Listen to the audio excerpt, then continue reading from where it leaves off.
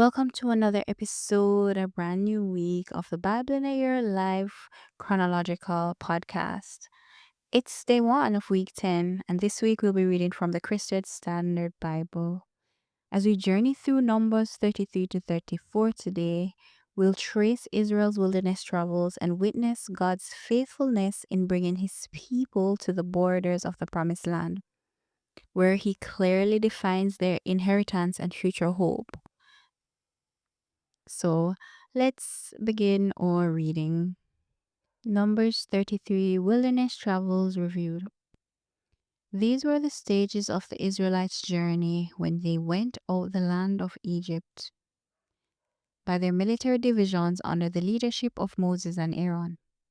At the Lord's command, Moses wrote down the starting points for the stages of their journey.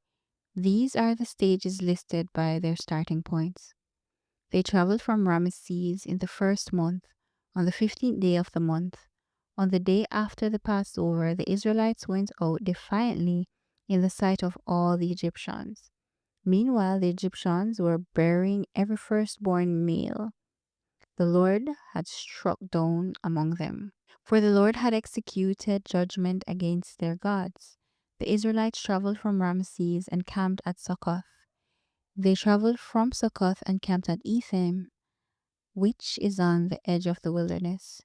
They traveled from Etham and turned back to Phi Haharioth, which faces Baal-Zephon, and they camped before Migdol. They traveled from Phi Hahiroth and crossed through the middle of the sea into the wilderness.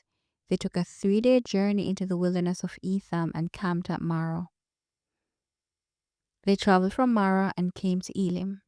There were 12 springs and 70 date palms at Elim, so they camped there. They traveled from Elim and camped by the Red Sea. They traveled from the Red Sea and camped in the wilderness of Sin. They traveled from the wilderness of Sin and camped in Dogva. They traveled from Dovka and camped at Alush. They traveled from Alush and camped at Rephidim, where there was no water for the people to drink. They traveled from Rephidim and camped in the wilderness of Sinai. They traveled from the wilderness of Sinai and camped at Kibroth Hatava. They traveled from Kibroth Hatava and camped at Hezroth. They traveled from Hezroth and camped at Rithmah. They traveled from Rithmah and camped at Rimmon Perez. They traveled from Rimmon Perez and camped at Libnah. They traveled from Libnah and camped at Risa. They traveled from Risa and camped at Kehelatha. They traveled from Kehelatha and camped at Mount Shephir.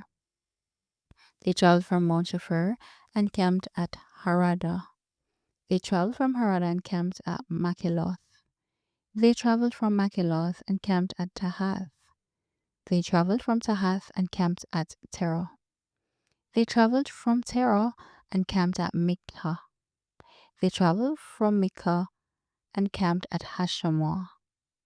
They traveled from Hashmona and camped at Moseroth. They traveled from Moseroth and camped at Bene Jacan. They traveled from Bene Jacan and camped at Hor Haggidgad. They traveled from Hor Haggidgad and camped at Jotbathah. They traveled from Jotbathah and camped at Abrona. They traveled from Abrona and camped at Ezion Geber. They traveled from Ezion Geber and camped with the wilderness of Zin, that is Kadesh. They traveled from Kadesh and camped at Mount Or on the edge of the land of Edom. At the Lord's command, the priest Aaron climbed Mount Or and died there on the first day of the 5th month in the 40th year after the Israelites went out of the land of Egypt. Aaron was 123 years old when he died on Mount Hor. At that time, the Canaanite king of Arad, who lived in the Negev in the land of Canaan, heard the Israelites were coming. They traveled from Mount Hor and camped at Zalmonah. They traveled from Zalmonah and camped at Punon. They traveled from Punan and camped at Oboth. They traveled from Oboth and camped at Lai Abarim on the border of Moab. They traveled from Laim and camped at Dibon Gad. They traveled from Dibon Gad and camped at Almon Diblathaim. They traveled from Almon Diblathaim and camped in the Abarim range facing Nebo. They traveled from the Abarim range and camped on the plains of Moab by the Jordan across from Jericho. They camped by the Jordan from Beth Jeshimoth to the Acacia meadow on the plains of Moab. Instructions for occupying Canaan. The Lord spoke to Moses in the plains of Moab by the Jordan across from Jericho. Tell the Israelites, when you come across the Jordan in the land of Canaan, you must drive out all the inhabitants of the land before you. Destroy all their stone images and cast images, and demolish all their high places. You are to take possession of the land and settle in it, because I have given you the land to possess. You are to receive the land as an inheritance by lot according to your clans. Increase the inheritance for a large clan and decrease it for a small one. Whatever place the lot indicates for someone will be his. You will receive an inheritance according to your ancestral tribes. But if you don't drive out the inhabitants of the land before you, those you allow to remain will become barbs for your eyes and thorns for your sides. They will harass you in the land where you live. And what I had planned to do to them, I will do to you. Numbers 34, Boundaries of the Promised Land. The Lord spoke to Moses, Command the Israelites and say to them, when you enter the land of Canaan, it will be allotted to you as an inheritance with these borders. Your southern side will be from the wilderness of Zin along the boundary of Edom. Your southern border on the east will begin at the east end of the Dead Sea. Your border will turn south of the Scorpion's ascent, proceed to Zin, and end south of Kadesh Barnea. It will go to Hazar Adar and proceed to Asmon. The border will turn from Asmon to the brook of Egypt, where it will end at the Mediterranean Sea. Your western borders will be the coastline of the Mediterranean Sea. This will be your western border. This will be your northern border. From the Mediterranean Sea, draw a line to Mount Hor. From Mount Hor, draw a line to the entrance of Hamath. And the border will reach Zedad. Then the border will go to Ziphron and end at Hazar Enan. This will be your northern border. For your eastern border, draw a line from Hazar Enan to Shepham. The border will go down from Shepham to Riblah east of Ain.